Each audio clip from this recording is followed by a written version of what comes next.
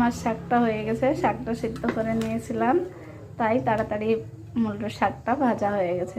শাকটা সিদ্ধ করে নিলে মূলের শাকটা যে খ্যাস খ্যাস আওয়াজটা করে সে আওয়াজটা করবে না। তো দেখতে পাচ্ছেন শাকটা আমি ভেজে তুলে নিয়েছি। বন্ধুরা, আজ আমি বানাচ্ছি মূলের শাক। মূলের শাকগুলোকে বারিক বারিক কেটে নিয়েছি ধুয়ে, আর এটাকে আমি সিদ্ধ করে নিয়েছি।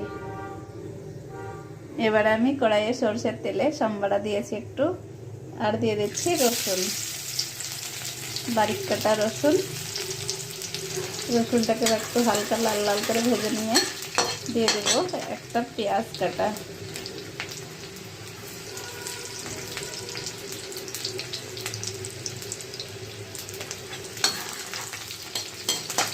রসুনটা একটু লাল লাল হয়ে গেলে বাসনা বেরোবে, খুব খেতে খুব সুন্দর টেস্ট হবে।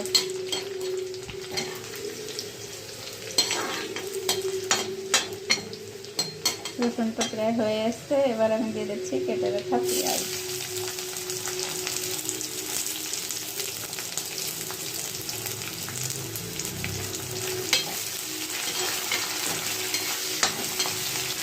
দেখতেই পাচ্ছেন বন্ধুরা, রসুনটা হালকা লাল লাল হয়ে এসছে, বাসনা খুব সুন্দর বেরিয়েছে।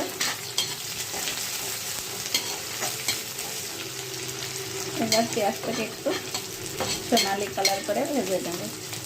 এবারে আমি দেখুন পেঁয়াজটা ভাজা হয়ে গেছে, শাকের মধ্যে কাঁচা লঙ্কা চিড়ে দেওয়া আছে, তাই আমি উপর থেকে 4-5টা লঙ্কা আর দিয়ে দিয়েছি। এবারে দিয়ে দিচ্ছি লবণ আর এক চুটকি মতো হলুদ, যেহেতু হলুদ ছাড়া কোনো সবজি খেতে নাই। আর আমি দিয়ে দিচ্ছি চিপে রাখা শাক।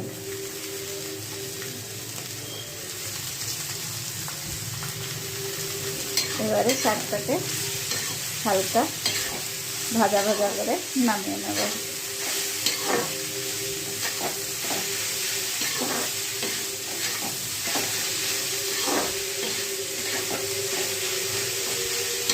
এর ভিতরে চাইলে আপনারা বারিক কেটে নিয়ে মূলে সিদ্ধ করে নিতে পারেন। মূলটা আমি দিইনি, যেহেতু আমার কাছে শাকটা বেশি আছে, আমার ঘরে সবাই পছন্দ করে না, আমরা দুজন মাত্র খাবো, তার জন্য অল্প করেই বানিয়ে নিয়েছি।